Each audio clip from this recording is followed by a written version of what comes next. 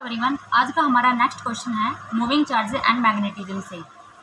A proton is excited through a potential difference v subjected to a uniform magnetic field acting normal to the velocity of the proton. If the potential difference is double, how will be the radius of the circular path described by the proton in the magnetic field chain?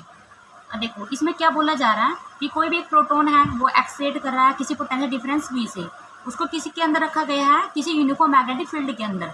यानी कि uniform magnetic field का मतलब क्या है कि जो change नहीं होता, ठीक है, जो वैरी नहीं करता, बिल्कुल कांस्टेंट मैग्नेटिक फील्ड होता है वो। अब उसके अंदर क्या है कि जो उसकी वेलोसिटी है वो परपेंडिकुलर है किसके, मैग्नेटिक फील्ड के, नॉर्मल, ठीक है। अगर इसके अंदर पोटेंशियल डिफरेंस को डबल कर दिया जाए तो उसकी रेडियस क्या बनेगी, जो प्रोटॉन है हमारा सर्कुलर पाथ बना रहा है, ठीक है।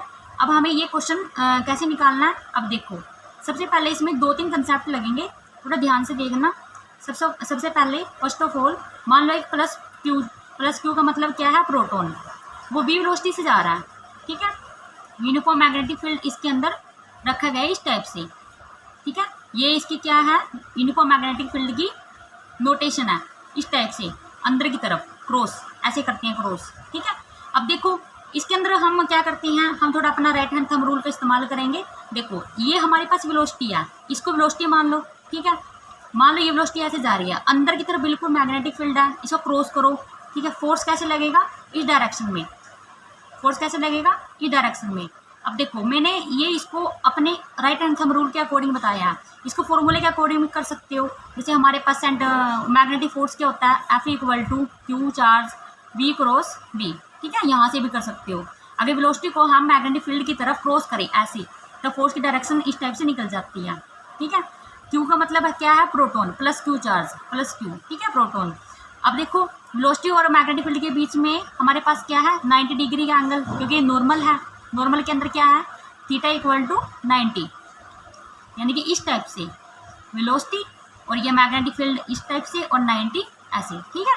तो फोर्स की वैल्यू क्या आएगी, मैग्नेटिक फोर्स की वैल्यू QVB, साइन 90 की वैल्यू क्या हो जाती है, साइन 90 की वैल्यू 1, ठीक है। एक ये क्वेश्चन आ जाता है हमारे पास कि मैग्नेटिक फोर्स कितना होगा, ये वैल्यू मैग्नीट्यूड निकल जाता है QVB। अब देखो अगर ये फोर्स ऐसे जा रहा है तो ये कौन सा पाथ बनाएगा, इस टाइप से कौन सा पाथ बनाएगा, सर्कुलर पाथ। अब सर्कुलर पाथ से रिलेटेड भी इसके ऊपर कंसेप्ट लगेंगे, और वो कैसे लगते हैं, देखो सबसे पहले मान लो वेलोसिटी ऐसे है हमारी, फिर वेलोसिटी ऐसे जाएगी, ठीक है, यहाँ वेलोसिटी ऐसे, फिर वेलोसिटी यहाँ ऐसे, ठीक है। मान लो वेलोसिटी क्या होती है हमारे पास, मैग्नीट्यूड पर डायरेक्शन होती है, क्योंकि एक वेक्टर क्वांटिटी होती है। बिल्कुल मान लो ये वाला कंसेप्ट ले लो, क्या मान लो ये वाला कंसेप्ट ले लो, यहाँ ये वेलोसिटी है, इसके बिल्कुल जस्ट सेंटर की तरफ कौन सा फोर्स लगता है, सेंट्रीपिटल फोर्स, कौन सा, सेंट्रीपिटल फोर्स FC, ठीक है। और अंदर की तरफ क्या लगा है, मैग्नेटिक फील्ड 90 डिग्री के ऊपर, ऐसे रिप्रेजेंट करते हैं इसको।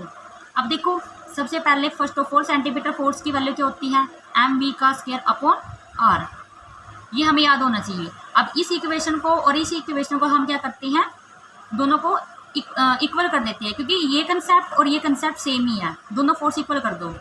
QVB = mv²/r, ये वेलोसिटी यहाँ से ये कट हो जाती है, यहाँ से r की वैल्यू निकाल लो, हमारे पास क्या आएगी r की वैल्यू, mv/q × v, ठीक है।